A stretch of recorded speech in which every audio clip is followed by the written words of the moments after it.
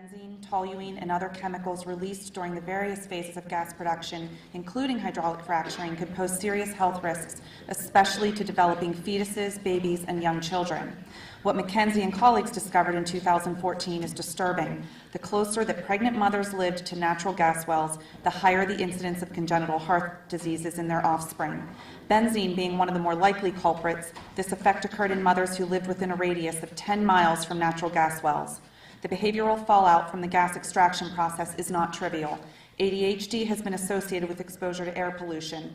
Mental health disorders, especially anxiety and depression, have also been shown to be associated with pollution exposure. In 2013, a University of Pittsburgh study reported that the most common concern cited by 76% of its residents living in proximity to gas wells was stress. The study reported, importantly, that these effects were not temporary. Reported health impacts persist and increase over time, even after the initial drilling activity subsides. Stress can be caused by a number of factors associated with the industry: noise associated with 24/7 gas operations, drilling, hydraulic fracturing, flaring, regular pipeline cleaning and maintenance via the pig launcher, and truck traffic has been known to cause sleep deprivation, a known, powerful, and well-documented trigger of anxiety and depression. Stress is also caused by odors, which come from abundant diesel fumes produced throughout the many-year life cycle of a gas well, creating a pervasive industrial stench ill-suited for anywhere, especially idyllic Ligonier Valley. Large truck traffic on residential streets, main streets, and the interstate increases. The fear appears to be validated by the report by the Multi-State Shale Collaborative, which found that there is a statistically significant increase of truck-related traffic fatalities in communities with natural gas drilling. The same report also observed an increase in crime in high drilling counties, including violent crimes by 17.7% and property crimes by 10.8%. Also increased were drug and alcohol abuse by 48%, sexually transmitted infections with chlamydia by 24 to 27%, and truck-involved motor vehicle fatalities by 27.8%. The findings from these and other studies need to be considered seriously when evaluating permits for siting any natural gas facilities near where children live, learn, and play. These studies have passed peer review, which is the highest level of scientific evaluation available. The adverse effects documented by these reports tend to be especially hazardous for individuals with health conditions that make them susceptible to air toxins, such as pregnant women, children with asthma, and people with other chronic health conditions. Unless studies are done proving that unconventional natural gas extraction can be done without endangering the health and safety of residents, the Ligonier Township supervisors should be highly skeptical of claims that the process is safe. Indeed, the scientific evidence to the contrary is substantial and growing, informing us of the threats to human health this heavy industrial process poses on all of us, but especially on the most precious among us, our children. Respectfully, Edward C. Keeter, MD, FAAP. My own family has resided in the Ligonier Valley for more than 30 years. I grew up here, my parents still live here, and this is where I intend to return at some point. This is where I'll always think of as home. But fracking this valley will negatively impact its environment and, most importantly, the health of its residents. I'm a biomedical engineer who conducts clinical research studies with cancer patients at the Hillman Cancer Center. Every day, I'm witness to the devastating effects that disease has on our lives. The proposed zoning ordinance, which allows for fracking throughout most of Ligonier Township, poses serious health concerns because this is a valley, and because the gas industry sought and received exemptions from parts of the environmental laws that were designed to protect public health, laws including those for clean streams, clean drinking water, clean air, and Superfund, as well as toxic release inventory reporting. Because the industry does not have to abide by these laws, the result will be heavy industrial pollution that will pose serious risks to our air, water, and health. From researcher Lisa McKenzie, quote, "The greatest health impact corresponds to the relatively short-term but high-emission well completion period flowback. The health impact is most significant for those residents living closer to the wells." McKenzie concluded that people who live within a half-mile radius of a fracking well have a higher cancer rate. The University of Pittsburgh study cited by Dr. Keeter has shown that fracking doesn't only impact health when mistakes are made. It also impacts health when everything goes right. The researchers have said that the health effects of this industry are profound, some would say alarming. Water wells are at risk of being contaminated, but air pollution is a certainty. There are now hundreds of independent research reports on fracking. 97% of all studies indicate health problems, 95% indicate air pollution problems. Dr. John Adgate noted that chronic health risks from drilling are greatest for neurological, hematological, respiratory, and developmental problems. Accompanying the surge in oil and gas drilling in the Vernal, Utah area in the last few years, the winter air in the Uintah Basin where Vernal sits has become dense with industrial smog generated by drilling rigs, pipelines, wells, and increased traffic. By early 2010, air monitors in the Vernal area were registering ozone levels among the worst in the country, on par with LA. A midwife, Donna Young, who's worked in Vernal for 19 years, has raised a red flag about a spike in the number of stillbirths and neonatal deaths in that small town in 2013. Young found that the rate of neonatal deaths climbed from numbers about equivalent to the national average in 2010 to 6 times the national average in 2013. A similar situation occurred in nearby Garfield County, Colorado in April 2014. The Colorado Department of Public Health and Environment said it would conduct a similar study on an abnormally high rate of fetal abnormalities found in the heavily drilled Garfield County. Researcher Susan Nagel said of Vernal, quote, "It is a given that some of the harmful chemicals released in drilling, like benzene, toluene, and xylenes, can cross the placental barrier and cause heart, brain, and spinal defects," end quote. Of the frac chemicals researchers examined, 40% are endocrine disruptors, a third cause cancer, and a third are developmental toxicants. Scientists have concluded there is no safe level for the hormone-altering endocrine disruptors, as tiny amounts can have significant health impacts. "It's clear that the closer you are, the more elevated your risk," said lead author Seth Shunkoff at the University of California, Berkeley. "We can conclude that this process has not been shown to be safe." Dr. Paulson has noted that air pollution occurs during every stage of gas development. 81% of the volatile chemicals affect the brain and nervous system. Aerosolized chemicals have the ability to be inhaled and be absorbed directly into the bloodstream, bypassing the body's detoxifying mechanisms of the liver. Trevor Penning, a professor of pharmacology at the University of Pennsylvania, found that a region's well density significantly correlates with increased hospital admissions. The people who are sick have had benzene and ethylbenzene found in their blood. Again, these are carcinogens. One scientist measuring benzene near a frac area said that everyone should be using respiratory protection. The levels of benzene measured in multiple studies were high enough to also raise concerns about permanent damage to blood-forming organs, resulting in harm to the bone marrow with repeated or chronic exposures. Researchers found 8 poisonous chemicals near wells and fracking sites in 5 states, including PA, at levels that far exceeded recommended federal limits. The carcinogens benzene and formaldehyde were most common. Hydrogen sulfide, which can affect the brain and upper respiratory system, was also found. In 40% of the air samples, lab tests found benzene, formaldehyde, and other toxic substances that were above levels the federal government considers safe for brief or even long-term exposure. The chemicals can be released during normal operating conditions and persist near ground level, especially in regions where topography encourages air inversions, like a valley. To conclude, I'd like to quote Louis Alstadt, former vice president of Mobil Oil, who urged New York State to pass a ban on fracking, saying, quote, "It is not safe. Making fracking safe is simply not possible, not with the current technology and not with the inadequate regulations being proposed," end quote. Thank you. Next will be Ed Oles, followed by Dana Donnelly.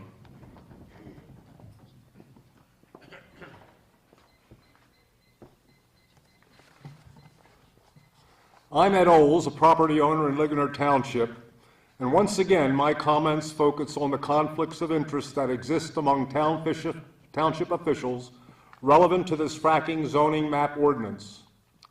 I have personally contacted the Pennsylvania State Ethics Commission officials for advice, reviewed the letter sent by Mr. Corns to the Ethics Commission, which focused exclusively on Mr. Thomas's potential conflict, and studied the advisory response of Ms. Robin Hitty, Chief Counsel for the Ethics Commission.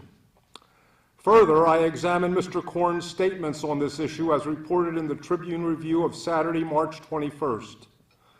Mr. Corns reiterated these views at the working session of the Township Supervisors this past Tuesday. Mr. Corns stated that he likely will not tell Thomas to abstain from voting because of the class subclass exclusion. He said, "It says if a public official is voting on a matter that will affect them the same as the members of the township as a whole or a subclass therein, there is no conflict."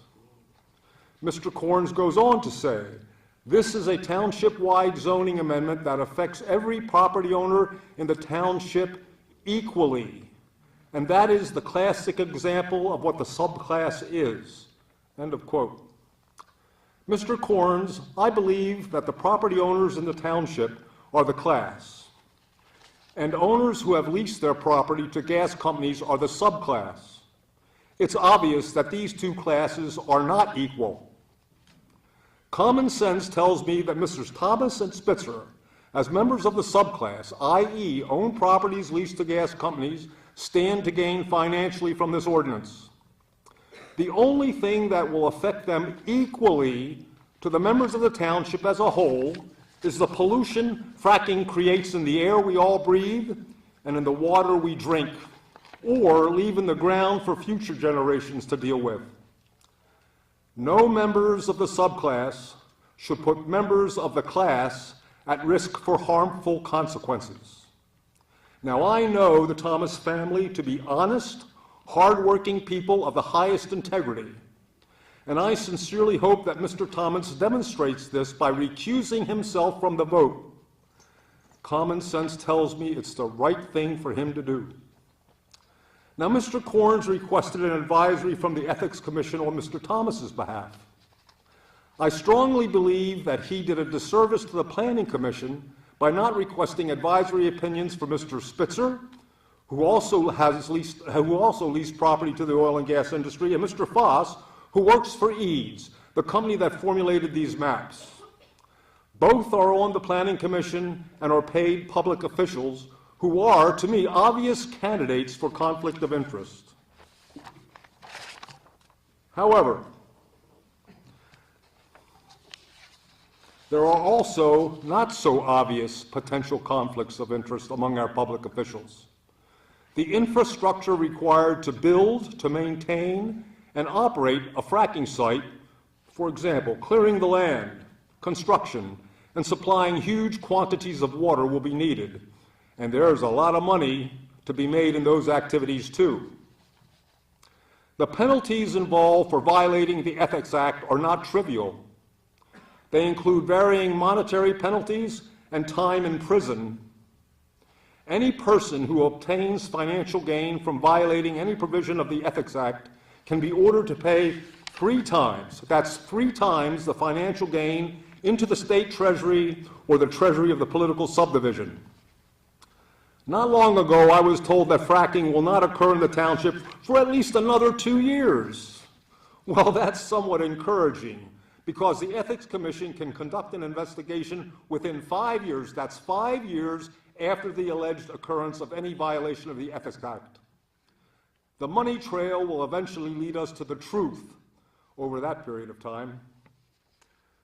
We have learned a lot about the dangers inherent to fracking and shared this information with our public officials. If they will not protect our health and our environment, then we, informed residents, must try to protect ourselves. We can do that by proactively building a baseline of data prior to the initiation of fracking that would be admissible in a court of law. Property owners relying on well water should have their water sampled and analyzed on a quarterly basis by a certified laboratory. Air samples taken at critical locations in the township should be analyzed in the same way to be admissible in a court of law in order to obtain redress for damages from those responsible for the pollution. We learned that gas companies do the analysis before they begin operations within a limited area. Do you believe that they do this in the public interest? Would you want the fox to protect your hen house? Will testing our own air and water be expensive? Yes, but the expense will be necessary to protect our water, air, and property values. If our public officials won't protect our air, our water, and our environment, we must act to protect ourselves now.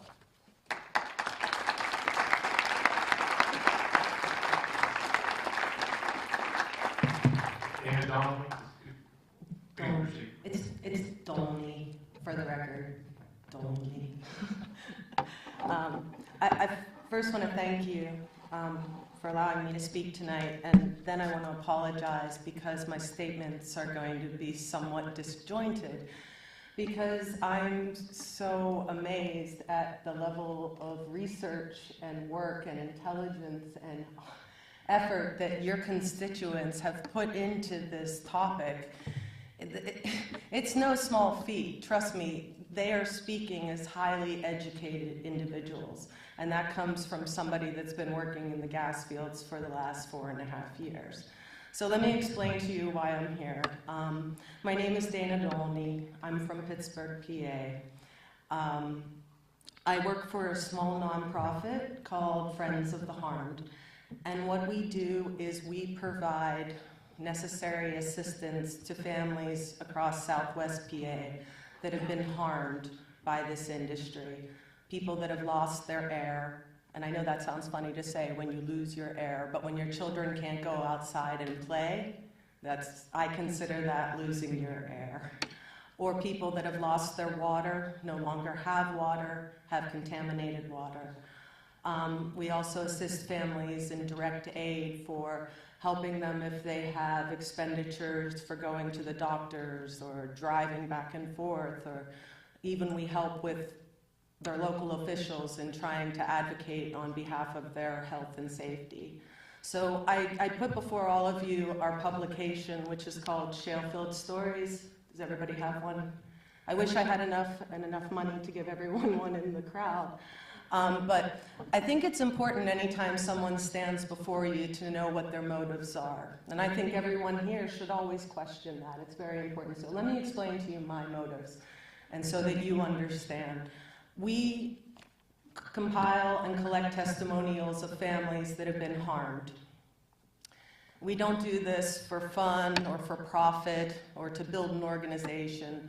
We instead take these stories and we distribute them in exchange for donations, and then we take 100% of those donations and turn them into water buffaloes or water fills for those buffaloes, or more often than not now, air scrubbers, medical grade air scrubbers for the people's homes that I referred to that lost their air. We also will provide independent air and water testing for families that can't otherwise afford it.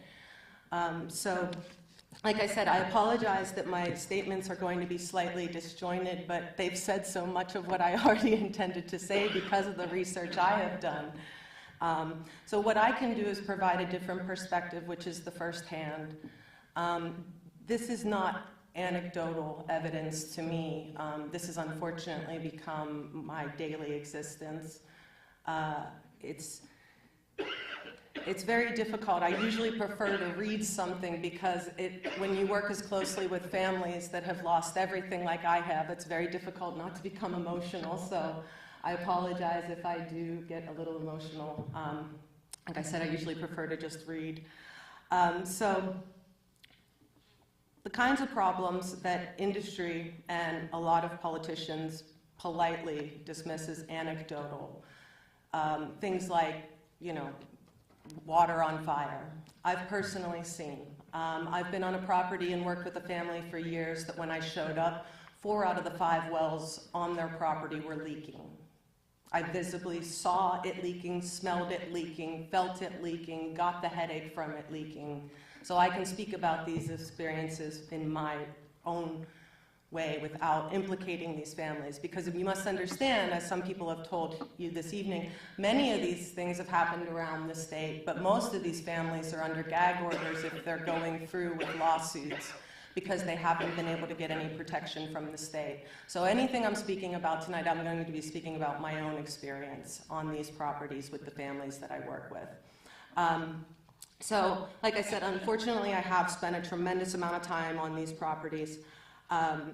And through that, I originally got involved because I was a cancer survivor. And I know after listening to this woman here, whose name I don't know, I apologize, she spoke very succinctly about the risks that are involved. I mean, I know every single one of you up on that stage has to know somebody that has fought cancer or is dealing with cancer right now. So after I magically beat cancer and got a second chance at life, I found out that they were dumping all of these carcinogens in my water, pumping it into my air, and I had just fought like hell to be here. So I got motivated and I got educated, and I went out and I fought for a ban with other people for the city of Pittsburgh. Once we accomplished that, I thought, hey, we're safe. But I didn't understand how this industry worked. So what happens, as you see, is that there's development all across the state, up in Bradford County, down in Washington County. They hopscotch all over the place so that nobody really knows what's coming to their town until it comes to their town, and by then it's too late. So in my experience, after fighting for the ban, I started to hear about families that were affected. So I went into the field to see firsthand for myself. I saw failure after failure after failure of the DEP. I don't say that lightly, because it's wrong that in all of those years, people like the people that are sitting in this crowd will hopefully never have to do, had to contact somebody like me, a volunteer, to come and help them an hour and a half away, because there was no one else there to address the leaking wells on their property or their water that could be lit on fire. And to me, that was just shocking. I thought, I have to get out there. I just have to let the media know or tell people about it, and they'll listen. But they didn't. I couldn't get anyone in the city of Pittsburgh to come and do a story on 4 out of 5 wells leaking on a property. No one. So that's where we became our own citizen journalists and decided to collect the stories, because we were tired of hearing in community after community from industry that there were no cases of contamination due to hydraulic fracturing. The truth is it's the entirety of the process that pollutes, not just the fracking. So as I met family after family after family after family in Greene County and Fayette County, all over Washington County, the last straw for us was in Butler County, above us in Pittsburgh, because then we had over 40 families that were living without potable water in an area called the Woodlands. And after 2 years of petitioning the DEP, fighting at the local level, trying to help get organized and get people to care, they were still living without potable water. And there was no solution in sight, except for the community themselves. They were told they had to raise over $1 million to bring in water via pipelines. So we started collecting the stories, we started distributing the stories, we started collecting donations, and in turn, we help feed their water drive now with other people.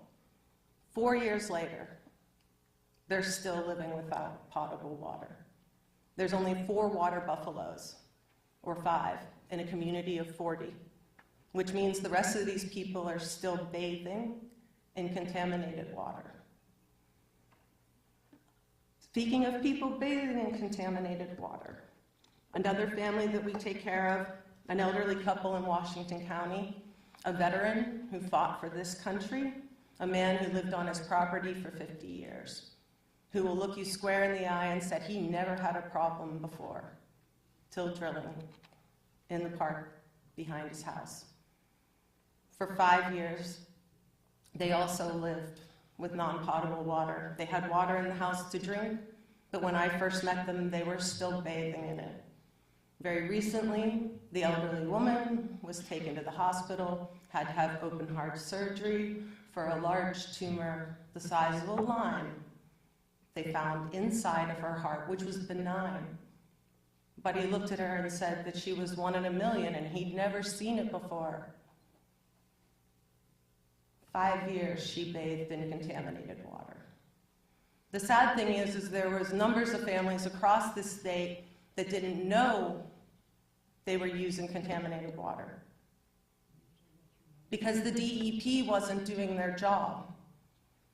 I know families that waited for months and months and months to get back the results of their water test, their water that was coming out black or cloudy or gray.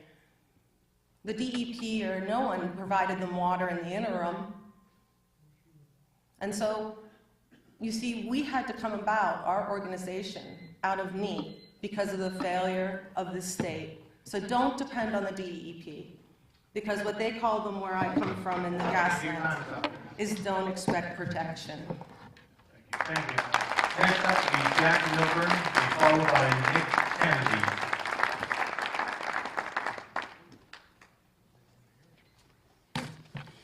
Gentlemen, I have several comments on the 105-page document, zoning ordinance final draft, posted on the Ligonier Township website for the record. Article 1, Section 1-1, Objectives. Objectives E and F talk about healthy and aesthetically pleasing environment, clean air, clean water, minimize pollution, etc., etc. All of this is great, but unconventional gas drilling violates both objectives. Maybe we should add the parenthetical phrase to E and F, unless you live near a frack site. Article 8, Industrial District, Section 8-1, Purpose states that you put industrial locations and other uses should be located and their impacts managed. They generally create impacts such as noise and traffic that make them incompatible with residential and other uses. These are appropriate and correct assumptions for industrial activities, yet the proposed ordinance allows what the Pennsylvania Supreme Court calls heavy industrial activity, that is fracking, in agricultural districts. That makes no sense to me.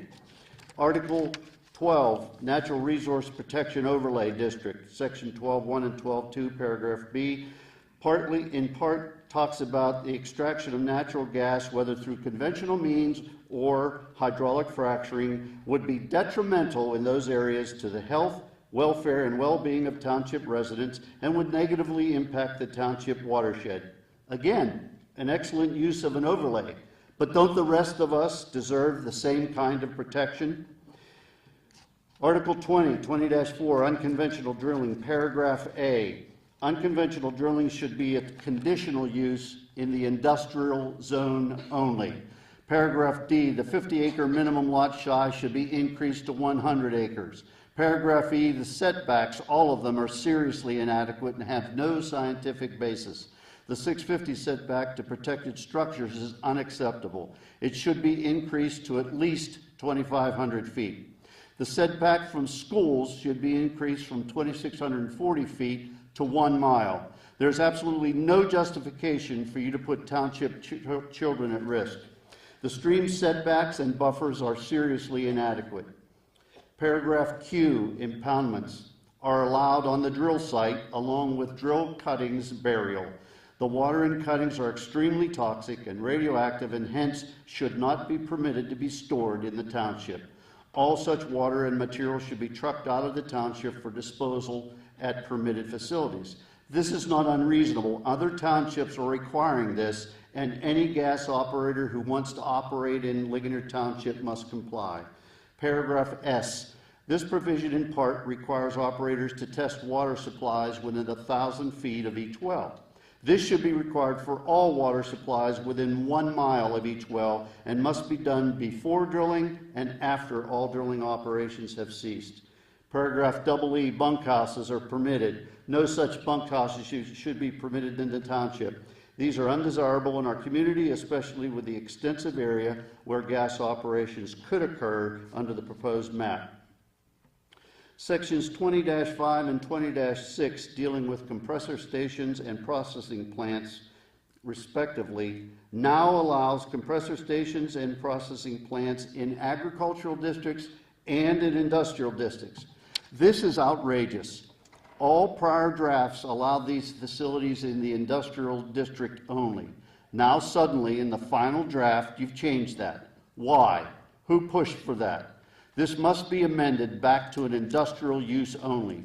Gathering lines will easily reach our industrial zones. Furthermore, all equipment used as part of the gas operation should be electric.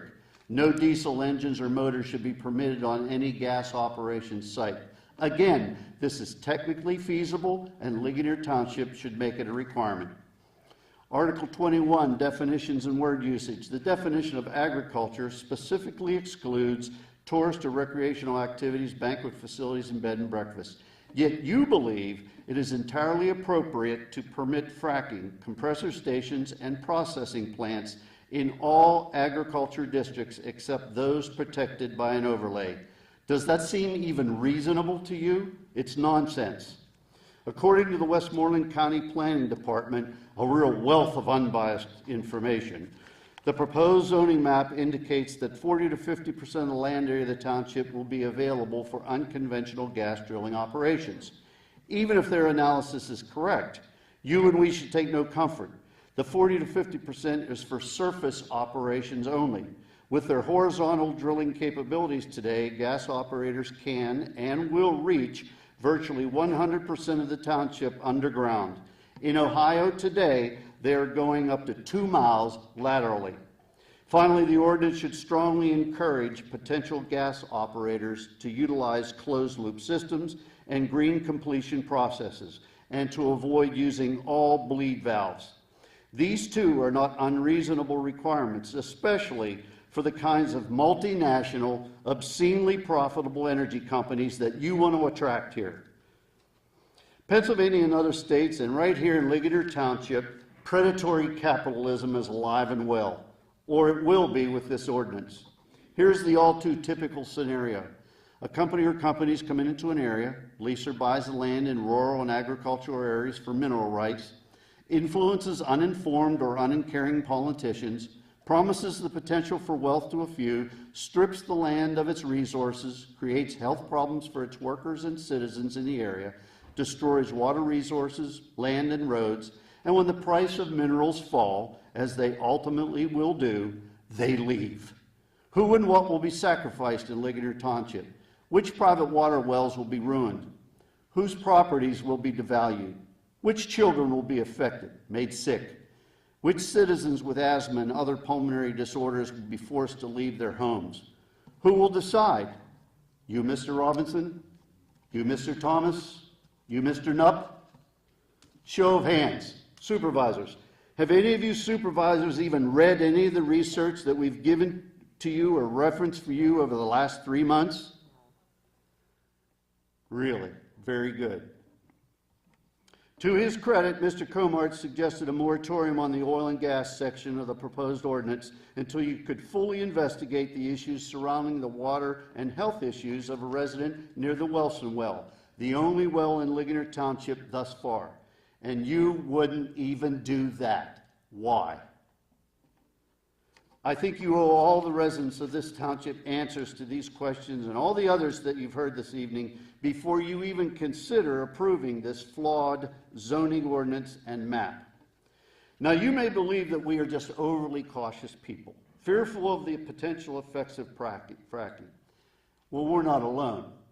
Because of the significant questions about health, pollution, and other issues relating to fracking, several countries have banned the use of fracking, including Bulgaria, France, Germany, Ireland, and others. In Canada, according to a 2012 poll, 2/3 of Canadians oppose fracking. In Quebec, British Columbia, New Brunswick, and Nova Scotia have already banned it. And of course, you are all aware of the bans in the U.S., including New York State and many other places. Please honor your duty as a township official. Obey the law. Protect the health and safety and welfare of all Ligonier Township citizens. Thank you.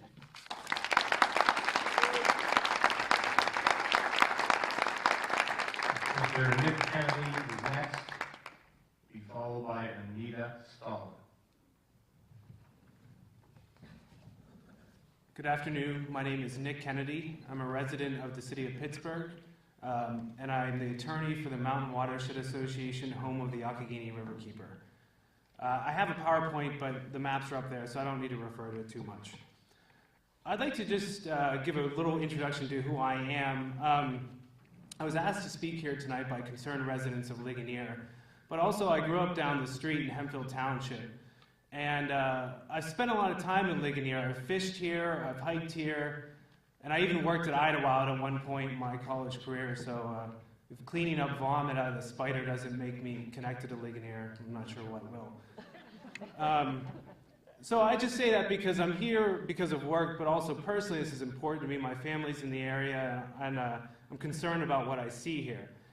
And I'd like to start by kind of reiterating a point that Jan talked about, was why we're all here, and that's because you have the police power. And that's the only reason you're sitting at the table. The only reason that draft ordinance is able to be presented is because you have that power. And that power is specifically limited to the health, safety, and welfare of your residents. There's no other interests that should be factored into that. And it's important to think about this, and we'll talk about this more, but I want to start kind of where you should have started, and that's with the comprehensive plan. And it's important to reference back to the old plan, because if you look at it, it had 50 pages of data that analyzed the current conditions in Ligonier, and also went through the demographics and a lot of other information to see how the township was comprised. And one quote I found, and particularly relevant to this, is speaking about the potential for future industrial development in Penn Township, or sorry, I spoke there too, Ligonier Township. And what it says is, while other communities and areas may pursue a development at any cost approach, the special characteristics of the Ligonier area allow and maybe even require it to be different. And that's referenced specifically to the potential for future industrial development in the township of Ligonier. And that's important to think about. Because when you think about what a comprehensive plan is, it's your blueprint for the future. It's where you have a community dialogue to think about what is going to take place and what's going to happen and what kind of face you want to put on the township for the next 10 years. And there's a quote I found, which I think is particularly relevant, from a land use planner called, his name is Frederick Law Olmsted Jr., who said, without this engaging in this process of future planning and thought, it constitutes a drifting hand-to-mouth policy of doing only what must be done today. Another reference I saw analogize it to a captain of a ship closing his eyes and just kind of hoping for the best. And I think this attitude is especially dangerous when you consider the natural gas industry, because this is an emerging industry, and as we've heard a lot about tonight, there's a lot of new health studies, studies about the impact on the community and property values and things like that. And so if you're going to allow this industry and reshape your township basically overnight with this ordinance without engaging in any future planning, I think that's inherently flawed approach. And I think it's dangerous, especially when you consider that you have 4 cases of contamination basically down the street that I've worked personally on. And I can tell you that basically the DEP got in the way of the investigation. Their handling of it was embarrassing.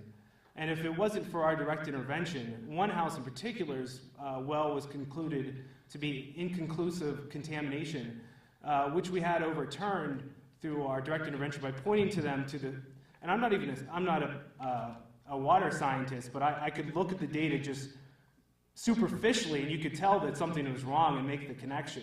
So I think relying on them would be a serious error. So what I would say to you, the commissioners, regarding the the supervisors regarding the comprehensive plan, is can you answer a simple job interview question, is where do you see Ligonier in 10 years?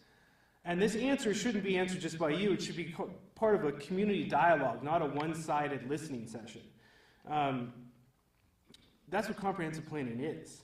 It's an expression of community-wide values. And it takes time to go through that. And you haven't engaged in that properly. And so the other question I ask is, where's the plan for allowing these heavy industrial activities throughout the township? It's not existing. And I understand you're in a tough spot because there are some flaws with your old ordinance. But fixing those flaws doesn't mean that you have to reshape the township overnight without engaging in a proper comprehensive planning process. And so with that understanding, I believe this entire process is flawed and erred, and I don't believe it should go forward. I think it should be completely changed. But since we are here tonight to talk about the ordinance itself, I think it's important to talk about what makes a valid ordinance. And I'll quote the Commonwealth Court in Robinson Township, which says, it must be directed towards the community as a whole, concerned with the public interest generally, and justified by a balancing of community costs and benefits. That's what it is. I mean, that's what you're shooting for, right? And so I want to look at what kind of has happened. And so what you see here is the old map of Ligonier Township, and you can see that the primary part of the the primary part of the township is zoned conservation RA and R2. That's the large body of the township. And when you examine, if you go to the next slide, please, the table of uses, you see that they're primarily non-industrial. And the one exception to that is that mineral extraction is allowed everywhere. And I think that's an error that should have been fixed with this updated ordinance. But basically what you see is pretty much non-industrial uses clumped together in an orderly fashion. Now, if you go to the next slide, and where we're at now is you'll see what was once conservation, RA and R2, is now largely agricultural. And what's already been discussed tonight is agricultural allows unconventional drilling, compressor stations, and processing plants, all as conditional uses. And this next part, too, to get a little outside of the realm of unconventional drilling, and I think may have been overlooked, is that every district, except for village, allows for natural resource extraction. And what that means is mining, quarrying, and so I don't think that should be ignored just based on natural gas. So that's everywhere too, except for village. So you can mine in suburban. You could even mine under the area protected by the Natural Resource Protection Overlay, which is solely directed at natural gas. And this is the area that the township has deemed most sensitive. And I think that's hard to justify. So when you consider all that, you have to go back to that standard and think, is this a rational, coordinated, community-wide development furtherance of your police power? And the answer has to be no. Mining and quarrying is permitted everywhere, except for village. Heavy shale industrialization is going to take place in a large portion of the township, including areas that were once zoned residential. So what you have here is what I would call extractive favoritism. And what that means is you're basing your entire zoning process around these extractive industries. Ligonier is following in the interest of gas and extractive development, which is a very different interest than what underlies the purpose of zoning.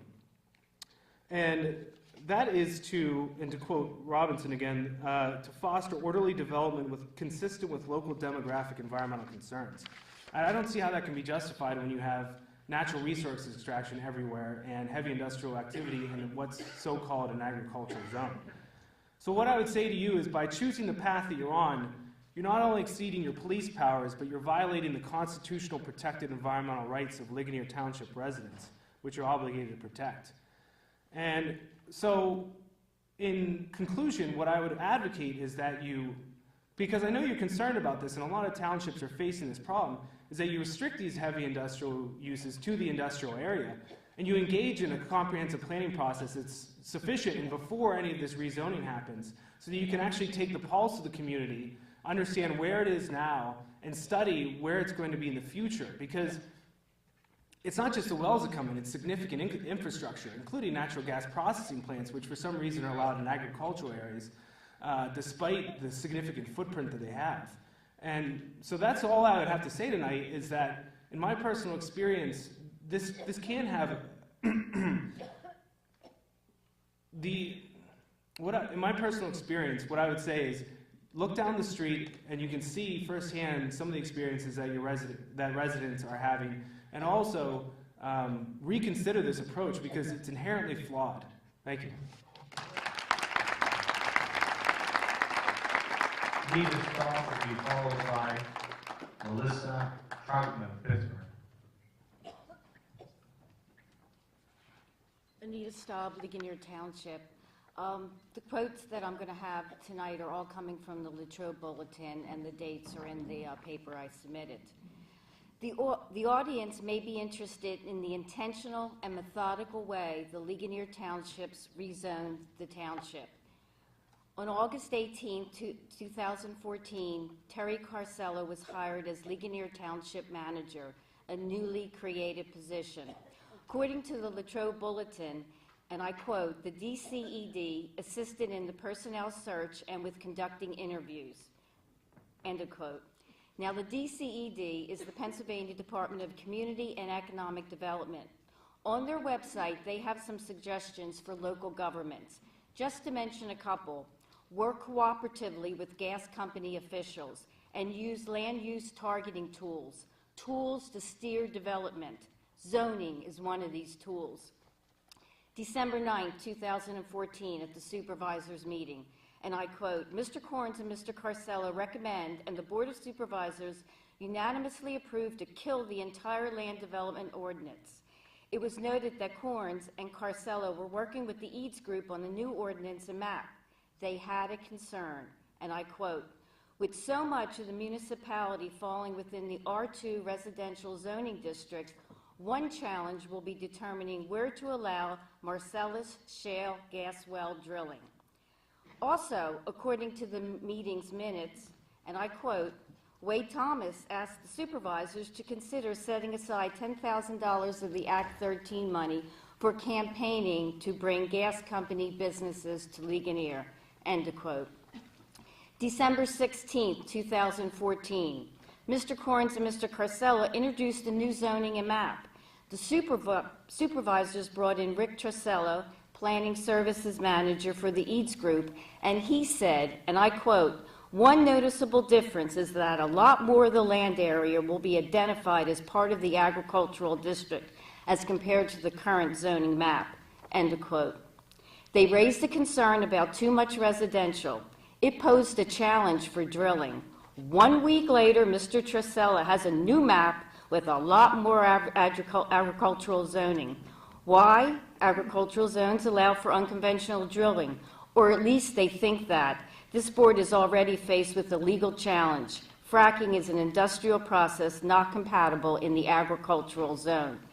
January 22nd, 2015, and I quote, during a 2-hour Planning Commission meeting, 25 people pleaded the case against gas well drilling, asking the board to consider the potential adverse effects on the community and consequently reject the ordinance.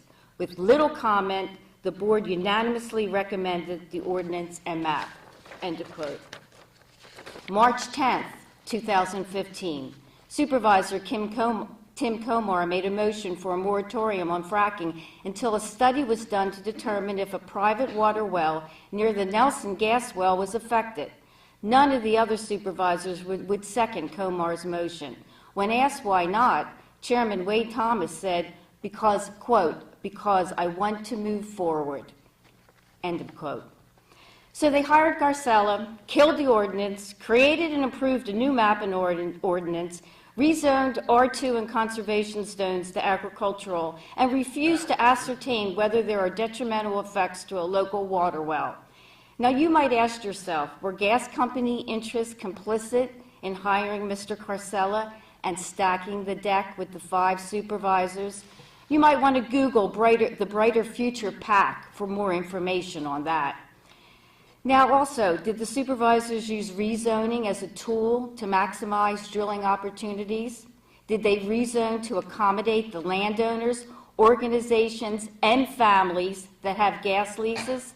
The EADS group is part of the Marcellus Shale Coalition, and they created the map. This board has an agenda of gas and greed. With this proposed ordinance and map, a select group of people will benefit. The others will suffer the consequences. Inhalation of chemicals, decreased property values, water contamination, just to name a few. The board keeps saying that under the current ordinance, drilling is allowed everywhere, and they are restricting it. That is disingenuous. They could ban it or place a moratorium on fracking, just like some other local governments have in this state. If they do that, though, they say, they will be vulnerable from lawsuits from property owners that have gas leases. Did I mention an agenda of gas and greed? One last question. As a citizen and taxpayers, are you disturbed by the obvious intent and method employed by the township supervisors? Or do you prefer that your local government operates with such narrow vision for one industry, gas? Next up, Melissa Conlon, who's on Carol Barr.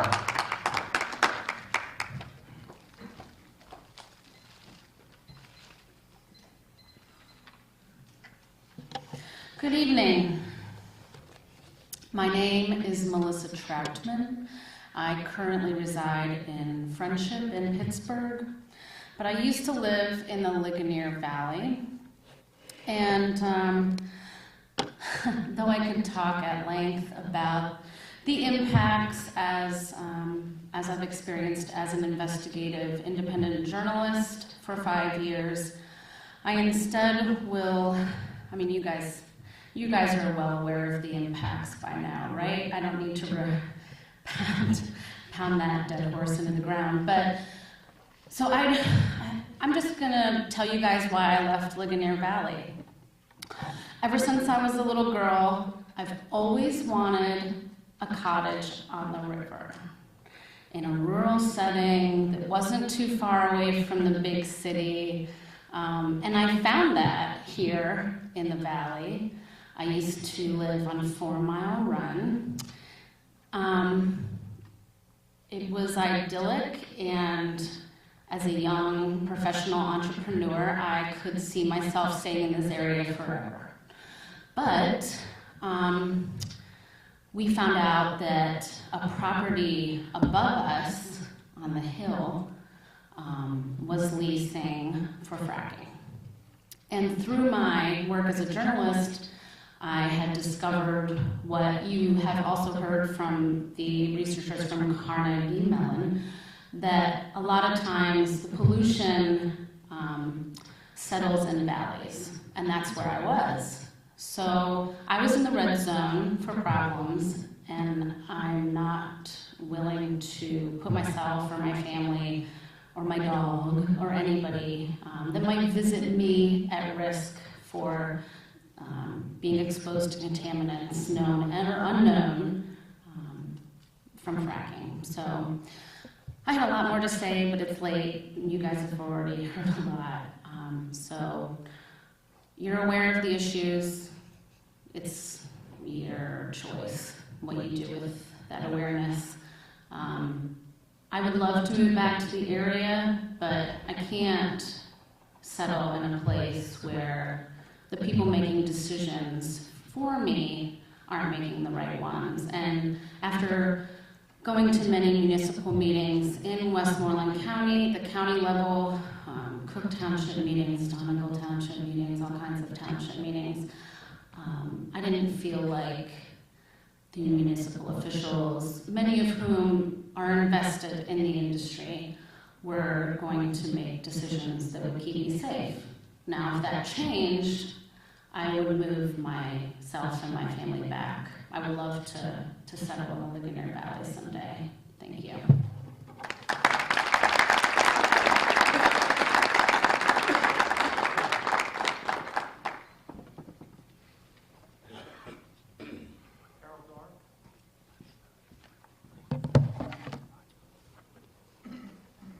Good evening.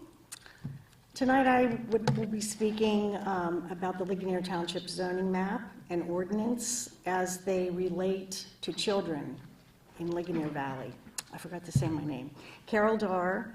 My address is 114 Kissel Springs Road, Ligonier. Now, back to the ordinance. On page 59 of your zoning ordinance, you have stated that drilling paths shall maintain a minimum distance of 2,640 feet, or half a mile from schools. I would assume that this is to protect the children within the schools. But you have neglected to mention our neighborhood parks, playgrounds, our amusement park, our church camps, our scout camps, and our public swimming pools. Children also congregate in these areas, and they reside within the camps for prolonged periods of time. Have you forgotten about those children?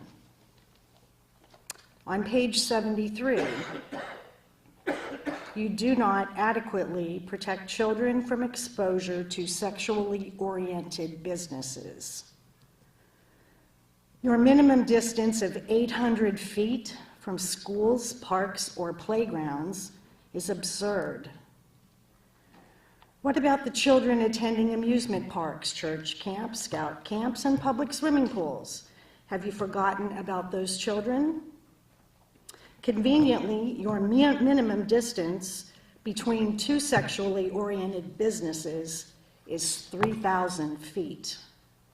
I'd like to know how that is sensible or protective. Who are you protecting? In your zoning ordinance, you have provided some protection for municipal water sources. I'd like to know which hydrogeological firm was consulted in determining your buffer zones. I've seen no references given to justify or support your protective buffer zone distances. You have not provided any protection to over 60% of your residents, like myself, who have private water wells. Children in those households will be at risk through no fault of their own. They will have protected water when they're at school, but not when they're at home.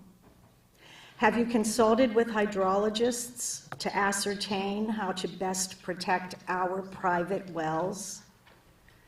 Until experts weigh in and their information is included in your decision-making, this ordinance is substandard. Until our private water wells are given better protection, I believe this ordinance is unjust and discriminatory. The purpose of my comments tonight is to bring to the public's attention this rush to move forward, which is reckless and ill-advised. The public has not had enough time to consider this zoning ordinance. The final draft and map were only made public yesterday. Residents have not had time to review your plan to see if it does in fact protect their homes and their children. Your zoning ordinance also shows a blatant disregard for all the peer-reviewed scientific studies which have been presented to you. Furthermore, when considering the zoning process, I learned that you ignored the advice given to you by Dennis Pucco and Brian Lawrence. These men were your invited guests on February 19th, 2014. Mr. Pucco stated, and I quote, "The comprehensive plan can feed the rules in the zoning ordinance," unquote. Not the other way around, gentlemen. He advised you further that, and I quote, "The aim is not to prepare a guide and hope that the people are going to follow it. The more public participation you have, the less problems you will have down the road," unquote. Did you listen to them?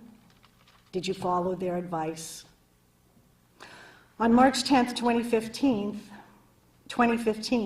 Supervisor Komar proposed putting a moratorium on drilling activity in the township, pending further investigations into possible water well contamination from drilling.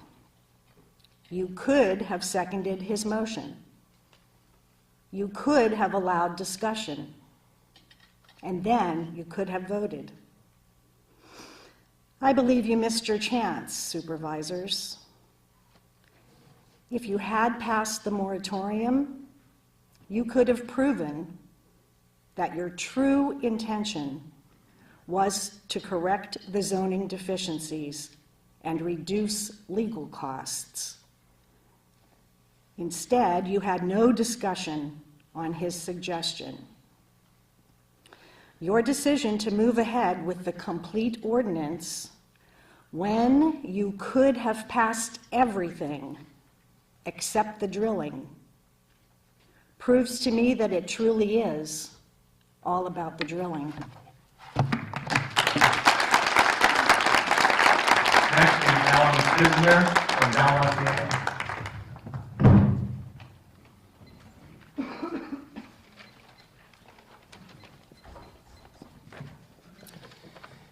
My name is Alan Kneisner. I'm from Delmont, PA. I'm an avid hunter and fisherman who grew up in Ligonier. And I'm here on behalf of my family to give you my perspective as a concerned sportsman. My parents, Connie and Al Kneisner, have lived in Ligonier for over 40 years at 606 Old Lincoln Highway. My family has lived, hunted, fished, in the Ligonier area for over 4 generations. I've hunted in the fields and woods of Ligonier since I was 12 years old, with my dad, my nephews, and with a few of you here tonight. I fish in the Loyhanna, Mill Creek 4-mile run every spring, and in a few weeks I'll be on Mill Creek fishing with my 2 sons, and I hope to be doing so in the future. The proposed zoning ordinance, however, would allow drilling and fracking activities that will negatively impact the ability for hunters and fishermen to do so. First, we enjoy hunting and fishing as a recreational sport, in large part because of the opportunity it provides to enjoy nature. The noise and light associated with drilling activities, truck traffic, and compressor stations, not to mention the unsightliness of an industrial operation, will ruin this experience for my family and for many tourists who come to this area to escape the city. Second, the development of Marcellus Shale natural gas will undoubtedly affect Ligonier's fish and wildlife in some way.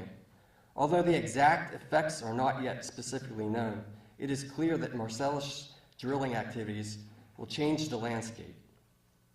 The Pennsylvania chapter of Wildlife Society has in fact issued a position statement on these issues and has expressed that the rise in natural gas development increases the risk of, among other things, direct loss of terrestrial and aquatic habitats and loss of biodiversity generally. 2, increased risk sedimentation and chemical contamination of streams and wetlands. And third, a spread of invasive plants, pests, and pathogens in the native habitats. Even small changes to sedimentation, pH, or temperature, for example, will quickly and significantly impact trout populations. Third, and most importantly, the proposed zoning ordinance will place families who consume meat and fish from the Ligonier area at a significant health risk. Deer will inevitably be attracted to and will drink from the salty brine ponds and pits, which could also be contaminated with heavy metals and radioactive materials. We do not want these toxins in our meat supply, and in fact, eat deer meat because it is natural and free of these toxins and chemicals. The same risk of contamination exists for fish that live in the local streams. The proposed districts and the 200-foot stream setback requirement in the proposed zoning ordinance are wholly inadequate. My wife and I value the rural charm of Ligonier, and in addition to hunting and fishing in the area, plan to eventually build a home on family property that is located in the township. We are concerned about increased air pollution from flaring and compressor stations, mountain views destroyed from unsightly well pads and drill rigs, and potential impacts to the well water source on the property. Serious health effects from living near drill sites and from contaminated well water are well documented. If this board adopts the proposed zoning ordinance, we will not pursue any plans to build here. The bottom line is that Ligonier stands to suffer significant and irreparable losses due to Marcellus Shale natural gas development, and we urge the board to preserve the pristine and rural nature of the Ligonier area. When people ask me where I'm from or where my hometown is, I say Ligonier. I hear the same thing from everybody. They all say how beautiful and how wonderful the area is. I hope that in the years to come that they will continue to be able to say that. Thank you.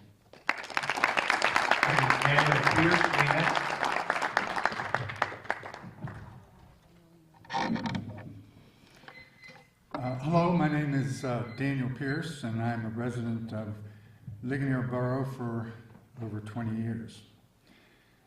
Why are we here? We're here to make comments and voice our concerns, in part, over the zoning ordinance, which gives the right to gas drilling companies to perform hydraulic fracturing in my neighboring township and your place of residence. Now, we are only able to be making these comments and mark our concerns to make sure local ordinances reflect the will of the residents on hydraulic fracturing, because our state Supreme Court on December 19, 2013 declared parts of Act 13 unconstitutional. Now, Act 13, as you know, concerns itself with the rules and regulations surrounding gas drilling practices in the state of Pennsylvania. As a result of this ruling by the Supreme Court, our right to determine if fracturing is to be allowed or where it can be allowed was preserved. Now, why did the state Supreme Court do this? I want to quote Chief Justice Ronald Castile. Quote, "By any reasonable account, the exploitation of the Marcellus Shale formation will produce a detrimental effect on the environment, on the people, their children, and the future generations, and potentially on the public purse, perhaps rivaling the environmental effects of coal extraction." Now, Chief Justice Castile made this decision with the assistance of 3 other justices in a 162-page ruling. This was a non-political decision. He is a Republican, and this was a Republican administration at the time. This issue is not a political football. Do you gentlemen supervisors feel like he and the other justices didn't research thoroughly the impacts now and potentially in the future of Marcellus shale drilling? They are clear about the dangers and the risks of gas drilling. Adam Garber from the Penn Environment Association said in response to the Supreme Court's decision that the court spoke clearly.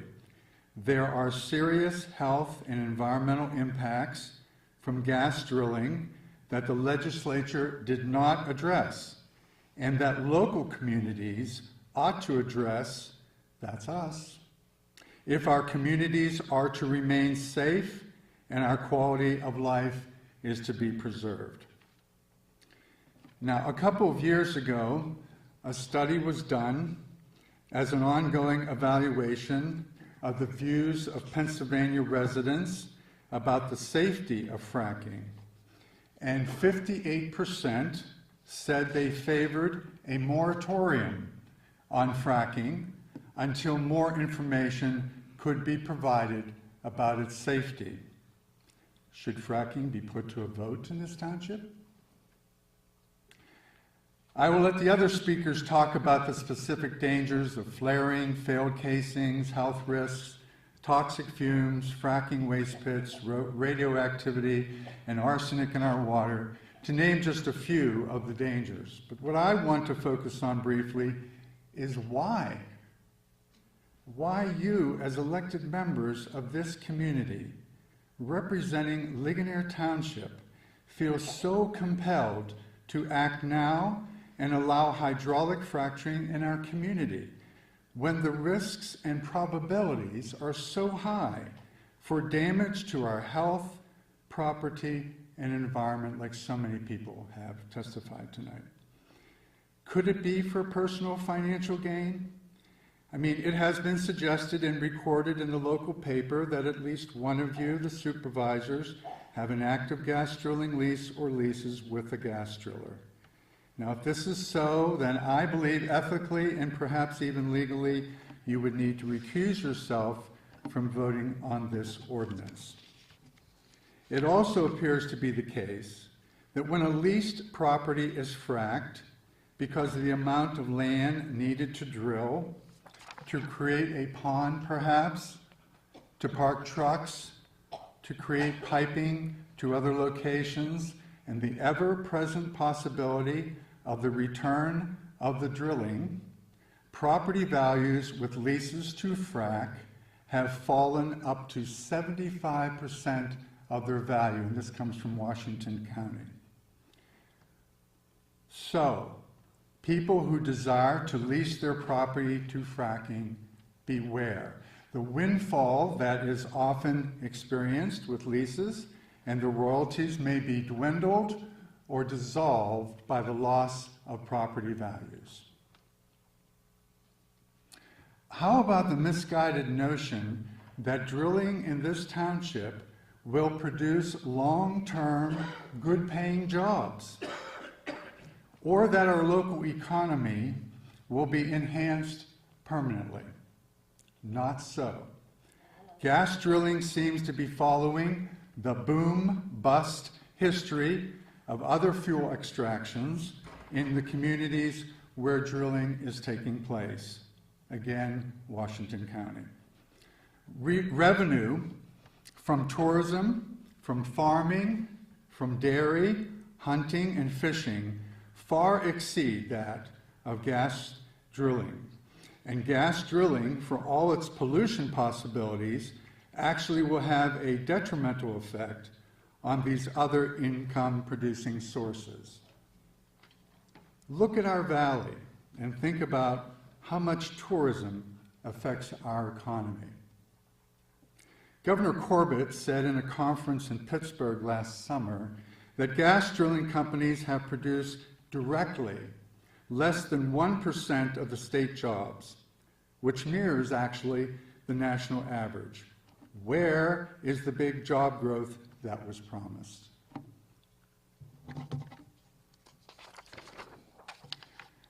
I believe, actually, that it is your job, the supervisor's job, to convince us why you feel these current and long-term health and environmental risks are worth the gain of hydraulic fracking, not the other way around. Now, putting aside Supervisor Matson's comments cited in last week's echo about the Donegal homes losing their water supplies by contamination due to tampering, there was no tampering by some outside source.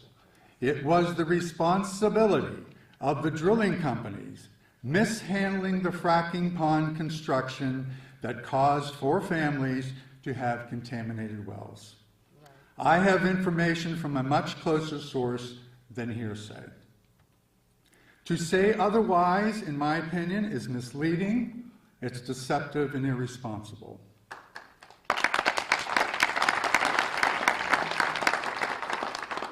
The risks of fracking exist, and they exist right down the road. Finally, the state of Maryland is putting together requirements for gas drillers to be able to do hydraulic fracking in their state. One provision proposes a 20-year liability for gas drillers, not 1 year as it is in Pennsylvania. This provision will require the gas drillers to be liable for such tragedies like birth defects, blood-borne and lung diseases such as cancer to arise from the long-term effects of fracking. I put it to you, the supervisors and the gas drillers, if you are so confident of the safety of fracking, then impose a 20-year liability for injury and loss due to fracking, or put a moratorium on fracking until the state legislature changes the laws to protect us. Gentlemen, be the heroes of this community, I plead with you, and stand up against whatever pressures you feel you are under to pass this ordinance. What's the hurry on fracking? Is the gas going anywhere? Andy McDougal will be followed by Dan Weaver.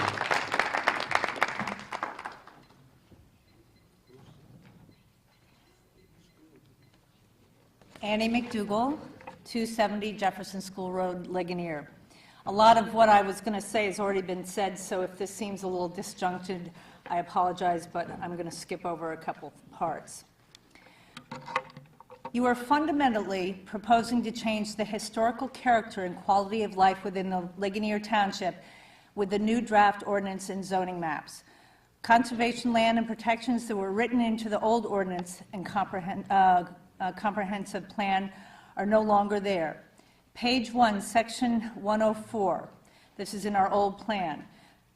The objective was to promote, protect, and facilitate public health, safety, morale, and general welfare with an objective to provide a pleasant, attractive environment for living, working, and recreation have been eliminated in the new ordinance.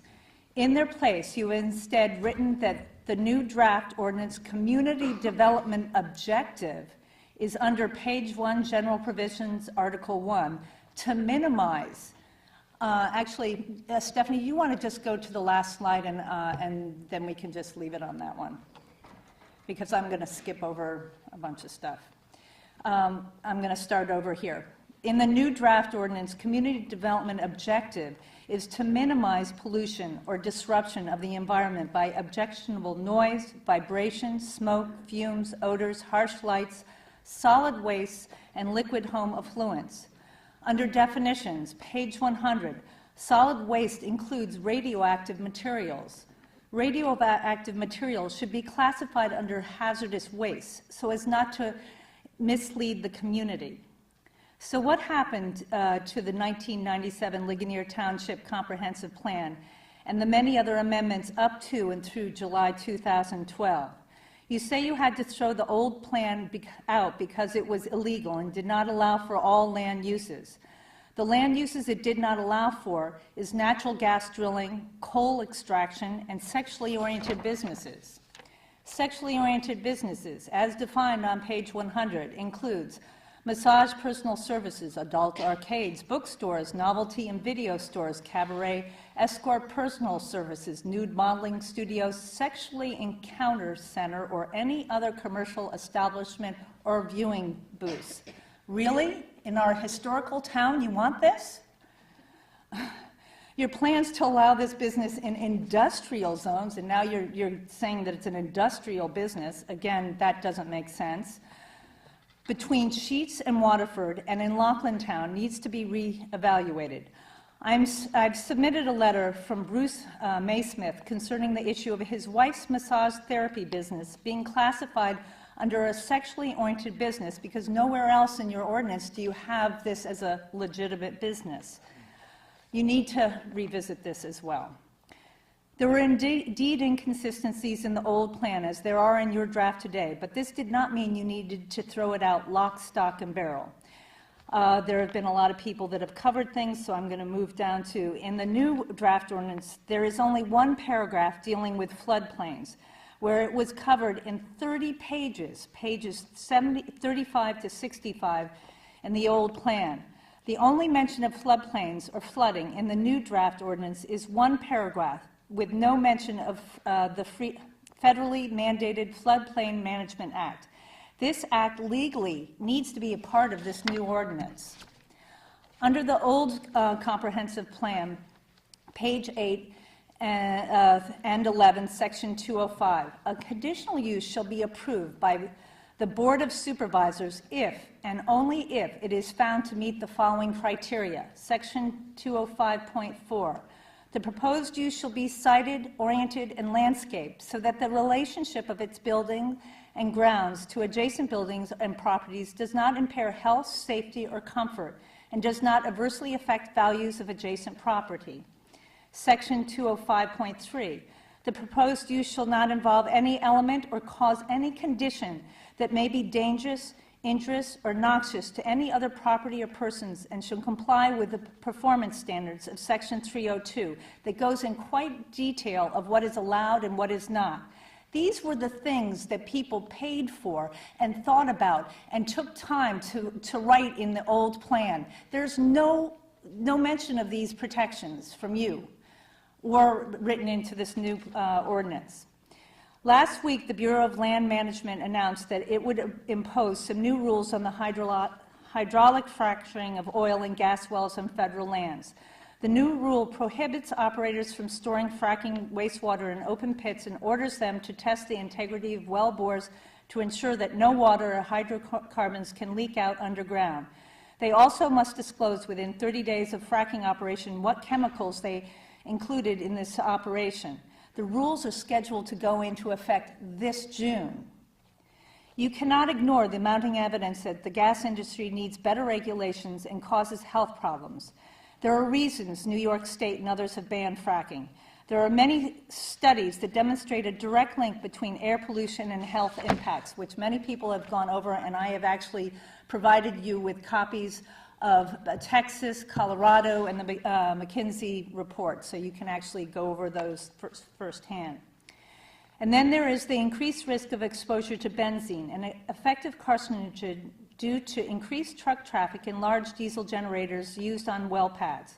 Not only those living near pads will be affected, but those living near Route 30 and 711, our only main roads which bisect our small town center. Have you considered what the hundreds of thousands of truck trips it takes to build, service, and remove waste from a single well pad will do to our health, tourist industry, and our sidewalks in the Diamond? A bypass is desperately needed, along with not only regulations limiting the size of the trucks that go through the Diamond, but those carrying carcinogens. Again, I'm skipping. When looking at the buffers designed in the new ordinance, one has to question the 2,640-foot buffer from a gas pad to schools, given all the health reports that are now available.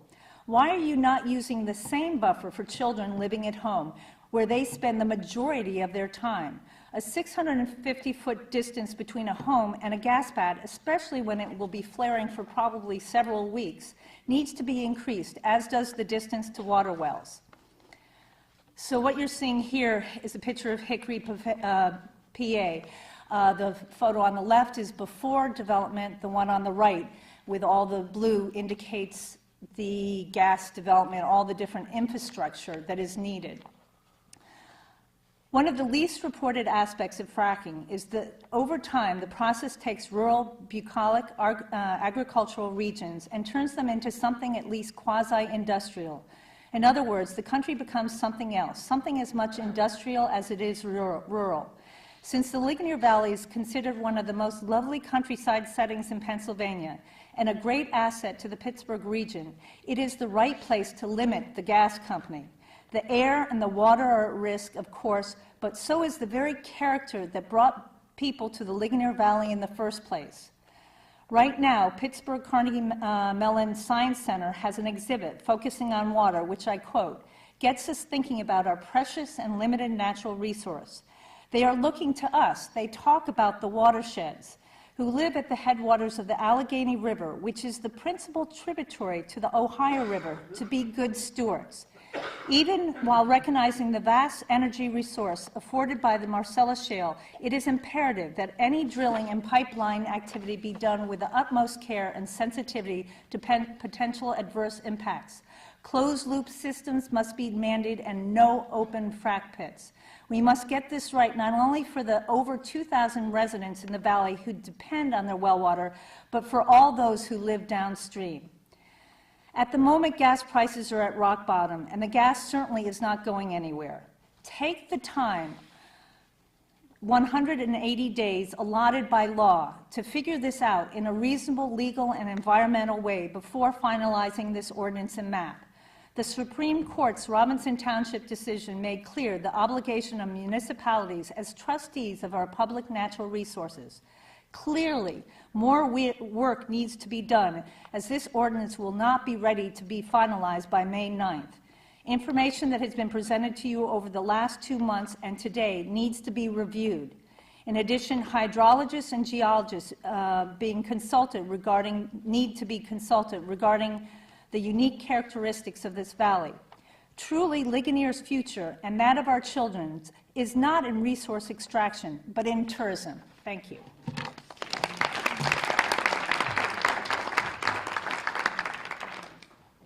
Dan Weaver from Wexford.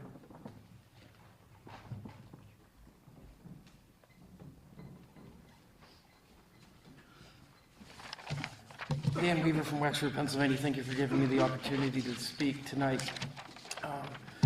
You hear a lot about we need to do a comprehensive study, long studies on hydraulic fracturing.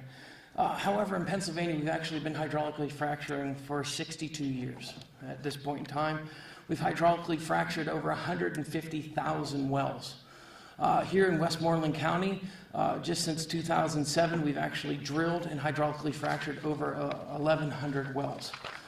So what we're here to talk about is the setbacks that are standard within the state are now, you're looking at a 500-foot setback. The 500-foot, there's only one other state that has a greater setback than 500 feet. Most setbacks are 200 feet or under. We've actually extended under Act 13 the setbacks by 1.5 times. The calls to increase the setbacks will have serious effects, and these were all developed, the setbacks, by the experts under the law and collective experience to make sound decisions on the restrictions needed for natural gas development. The DEP does have the personnel and regulatory responsibility to enforce these provisions. The DEP has one of the strongest regulatory programs in the United States, and that is here in Pennsylvania. So we have to understand, and I have a list of different people that are assigned as environmental people, whether it's Gina McCarthy from the Environmental Protection Agency that said there's no inherent dangers in fracking and sound engineering practices can't accomplish. Lisa Jackson, former EPA administrator. I'm not aware of any proven cases where a fracking process itself has affected water. Sally Jewell, Secretary of the Interior. By using directional drilling and fracking, we have the opportunity to have a softer footprint. And that is right. Because if we look at it, and we look at what has happened over these years, 150,000 wells have been drilled here in Pennsylvania that have been hydraulically fractured.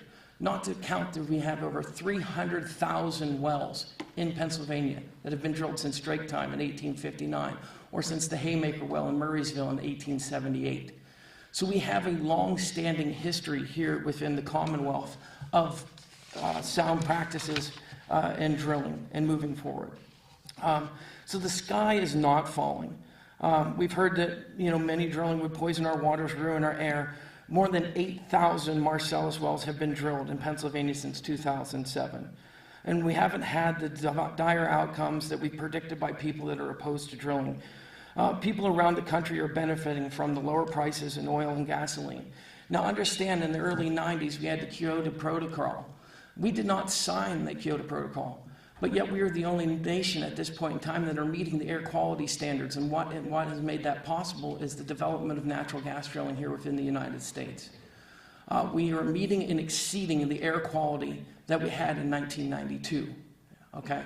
So, opponents, well, the facts about natural gas drilling are clear. It's a well-regulated industry. It's committed to safety and environmental protection. Claims about the water pollution, air pollution simply aren't true. These groups use misinformation and scare tactics oftentimes against people who haven't done the research to frighten them for themselves. Ligonier Township cannot fall victim and caved into their bullying. We need to stick together and to the state requirements under the law and allow the DEP to do its job regulating the drilling within the township. Gentlemen, we understand that you have a tough and difficult decision ahead of you. You also have to understand that a lot of the people you've heard speak from your township, those, today. I'm from outside your township. A lot of the other people that are coming from outside your township are here to talk about the other opposite side, and they need to understand that at that point in time, those are well-funded people just, here as well. So you have a very tough decision to make. It's on you. Listen to your people, make a decision, and we wish you the best of luck. Michael Korb, next, please. Followed up by Mary Beth Chendi Rogers. She's using the restroom and she'll be back in 2 minutes.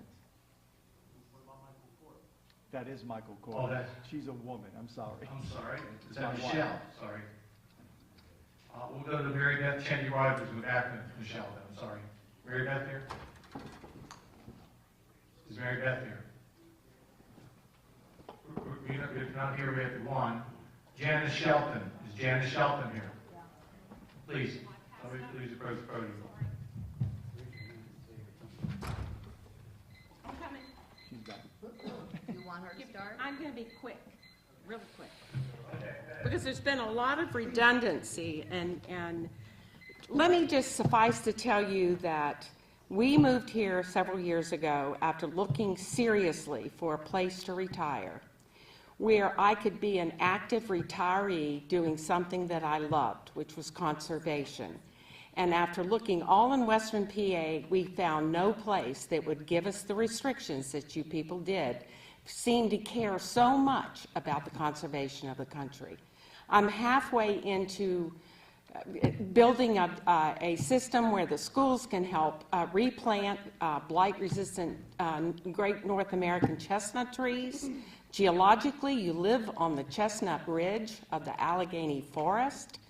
It would be, it's building on what you have built, which is conservation in the environment. And I just have a question, why? That just makes no rational sense to me that you would give all that up. Because I came from Texas and Louisiana, and I know what you're going to find. And it is a different world. Whether you keep all of the air clean and the water pure, which is impossible to do, never been done before. Even if there were not any overt accident of that, the population here will change enormously, and there will be people who don't like the same things you do, and trust me, find a place for your Walmart now, because that's exactly what they're going to want, and it's not what you wanted. So. Michelle, that was your comment? You're done? Yeah, I'm done. Next, Mary Beth. Mary Beth? Mary Beth? Is she here? Okay, well, it's not here. Go ahead, Janice. You're next. Okay, thank you.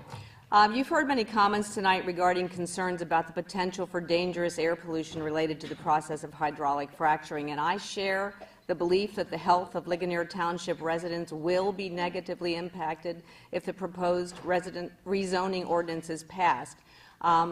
Air pollution does occur at every stage of the gas operations during the drilling, the truck transport of chemicals, water, wastewater, and equipment, diesel exhaust from machinery and from compressor stations, evaporation from wastewater containment pits, and blow-off from relief valves on condensate tanks.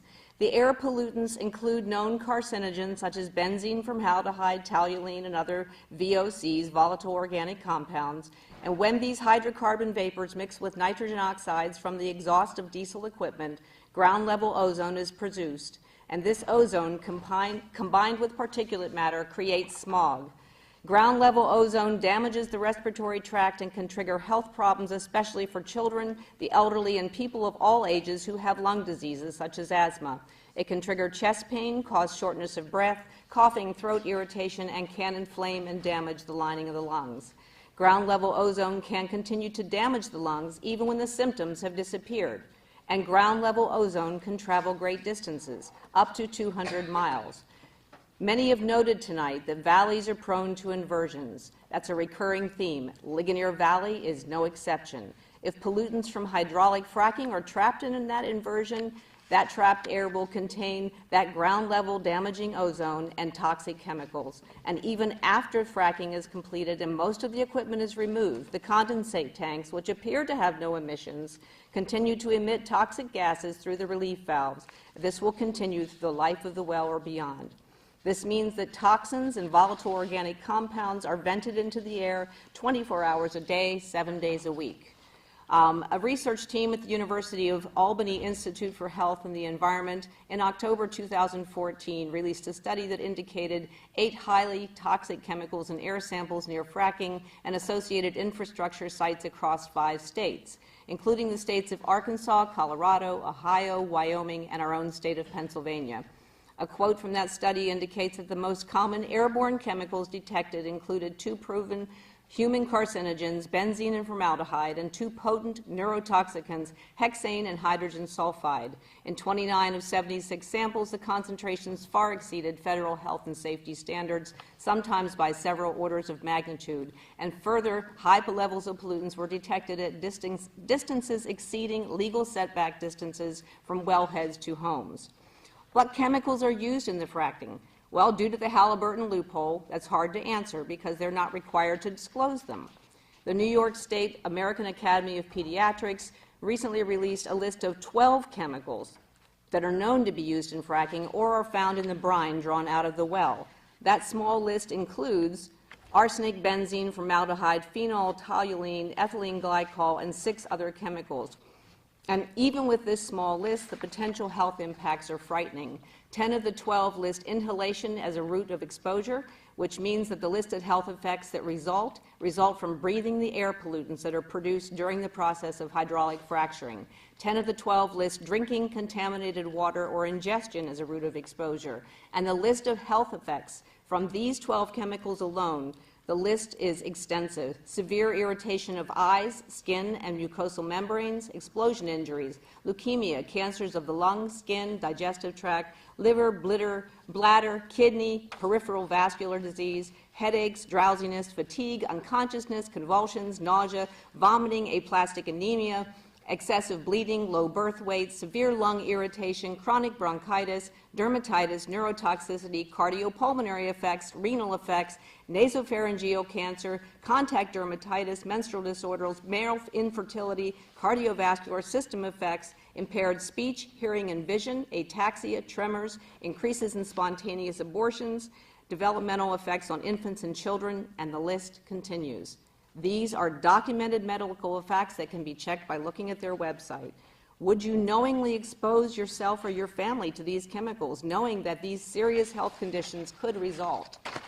I'm going to skip some of the other studies. They will be in the paper that I turn in, but I'm going to focus on a quote from a 2014 lawsuit in Texas that demonstrates the serious health effects from toxic air pollution associated with fracking. April 26, 2014. A Texas jury awarded a family $2.8 million because, according to the lawsuit, a fracking company operating on property nearby had created a private nuisance by producing harmful air pollution and exposing members of the affected family to harmful emissions of volatile organic compounds, toxic air pollutants, and diesel exhaust. The family's 11-year-old daughter became ill, and family members suffered a range of symptoms, including nosebleeds, vision problems, nausea, rashes, and blood pressure problems. Because drilling did not occur on their property, the family had initially been unaware that their symptoms were caused by activities around them. That's one family's health issues resulting from a fracking operation that wasn't even on their property. Toxic air pollution will not remain confined to the fracking site, and it will affect surrounding property owners. Air quality will continue to deteriorate as the level of pollutants and ozone increase. Is this what we want for the Ligonier Valley? I know it's not what I want. In conclusion, I'd like to quote from the Concerned Health Professionals of New York Compendium of Scientific, Medical, and Media Findings demonstrating risks and harms of fracking from an update published in December 2014. Quote, earlier scientific predictions and anecdotal evidence are now bolstered by empirical data confirming that the public health risks from unconventional gas and oil extraction are real. The range of adverse impacts significant and the negative economic consequences considerable. Our examination of the peer-reviewed medical and public health literature uncovered no evidence that fracking can be practiced in a manner that does not threaten human health. Please protect the rights and the health of the residents of Ligonier Township. Hydraulic fracturing is not a compatible use in areas zoned agricultural or residential. Opening up the proposed amount of land to fracking will pose significant health risks to the residents of Ligonier Township. Thank you. Thank you, Reverend Rebecca Booher, followed by Bridget Shields.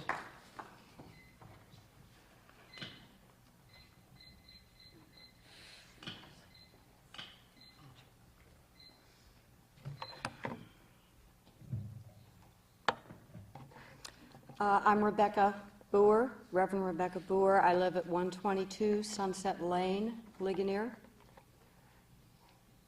First of all, thank you for allowing us the opportunity to speak to you regarding the proposed new zoning ordinance. I'll speak a few moments about the issue of unconventional drilling. Over the past several months, as well as tonight, you've heard from many township residents, as well as experts and residents from outside the immediate area, about the real and potential hazards related to unconventional drilling, more commonly known as fracking. You have been provided a huge amount of research studies, documentation, as well as personal stories of people who have experienced damages to their property, their water, and their health. You have been given the facts. These are all extremely critical for you to make an informed decision on whether or not to permit fracking in Ligonier Township. But there are other things to consider with respect to these issues. I am a minister. As such, I often take a somewhat different approach to issues. I tend to look more deeply at the moral and ethical implications of actions. I spoke to you previously about the public trust doctrine. Allow me to refresh your memory what this means. This principle holds government as trustee of natural resources and requires it to protect these assets for the beneficiaries of the trust. They must not permit activities that would substantially impair the ecological wealth of the trust. Their loyalty must be to the public. Those who allow destruction of these resources to advance singular or corporate interests or to serve their own political interests act in violation of their duty. Public trust doctrine aims to protect future generations, secure natural commonwealth for the public, and promote the highest non-wasteful uses of resources. It is a moral covenant with the community. Nature's essential resources belong to all of us. Government has a moral obligation to protect and preserve them. By taking actions that go against the public trust, you are failing in your moral and ethical responsibility. I am particularly concerned about the potential effects of fracking on our water. Water is life. Our bodies are about 60% water. Without a source of clean water, life, all life as we know it, would cease to exist. We in this country are blessed with ready access to sources of clean water to drink, to cook with, to bathe, to swim, to wash our cars, to water our gardens. Many in the rest of the world are not so lucky. Fracking one well uses approximately 4.5 million gallons of water. To that water are added hundreds of chemicals, including methanol, benzene, formaldehyde, crystalline silica, toluene, 2-BT, naphthalene, lead, and diesel fuel. What returns as wastewater is contaminated as well with these and other chemicals, as well as being radioactive. According to reports, fracking wells produced 1.2 billion gallons of wastewater in Pennsylvania in 2012 alone.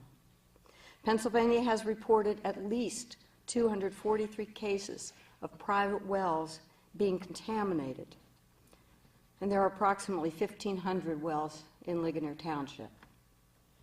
I will be offering several reports into the record.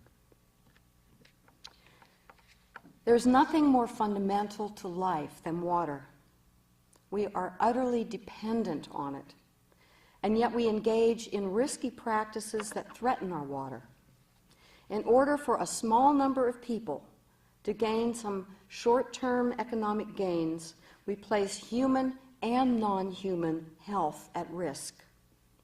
The oil and gas industry assumes that ecosystems, communities, cultures, and non-human beings are all so-called externalities that are expendable in the pursuit of maximizing profit. It is absurd, it is unethical, it is immoral, and some, including the ecumenical patriarch Bartholomew I of the Eastern Orthodox Christian Communion, have even called it a sin. Now, I may be a minister, but I rarely use the word sin. But when people have been given overwhelming amounts of information, of facts about an issue so important, so vital, and they persist in ignoring or denying those facts, well, I have to agree with Patriarch Bartholomew. Now, this past Sunday, March 22nd, was officially recognized as World Water Day. People all around the world celebrated, demonstrated, and marched to promote the preservation and conservation of water. Congregations from all faith traditions offered services recognizing the truly sacred gift of water and provided resources to help their members become more aware of the issues surrounding water and to take action locally and globally to avert what is quickly becoming a crisis. It is pure arrogance and denial that allows us to continue to ignore and abuse the sacred gift of water. To dishonor it, to disregard it, shows an appalling lack of understanding of what it means to be a steward of the earth. We need to get beyond the idea that our earth is a supply source and sewer, rather than a system of interdependent life, a single beloved community. Thank you. Is Bridget Shields, Doug Shields, present next? No? I didn't see him. Do we have one time for one more? How about George Dugan? Is George here? Is George? Yep.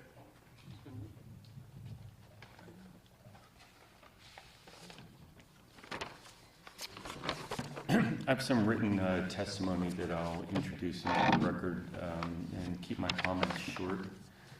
I'm here on behalf of Penn Future, a member organization. I'm general counsel. When the first well was put in Pennsylvania in Washington County, I was regional director of DEP and spent 20-some years in law enforcement in Department of Environmental Protection, doing criminal prosecutions in the environmental law field. I only tell you that to share with you some, I guess, provide some credibility for the experiences I've had in the last 8 years. And so instead of going through my testimony, I'll offer you one observation and opinion about the constitutionality of the ordinance as currently drafted, and that is, I think that it's constitutionally infirm. I think if it's enacted as presently proposed, there's a very good chance, obviously, it's hard to predict with certainty the result of any court action. But I think after having met with a couple of you and your solicitor and having studied it for the past several weeks, I think the current version stands a substantial, more than substantial sense of being struck down as unconstitutional if it's challenged. And for that reason, I conclude at the end of my written testimony that I would impeach you to,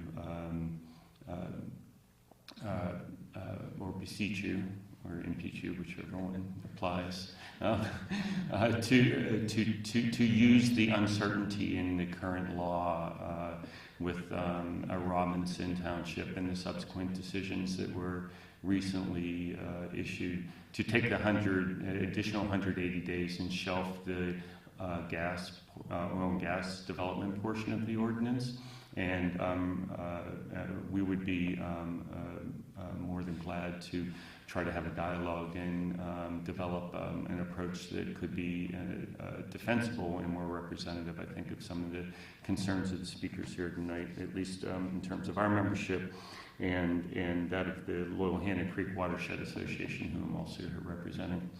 I just want to say two things about something that's not in my written testimony that is based on my experiences in the last several years working in other townships. One is something about the conditional use process. What I've seen in other townships is the conditional use process does not work well for municipalities.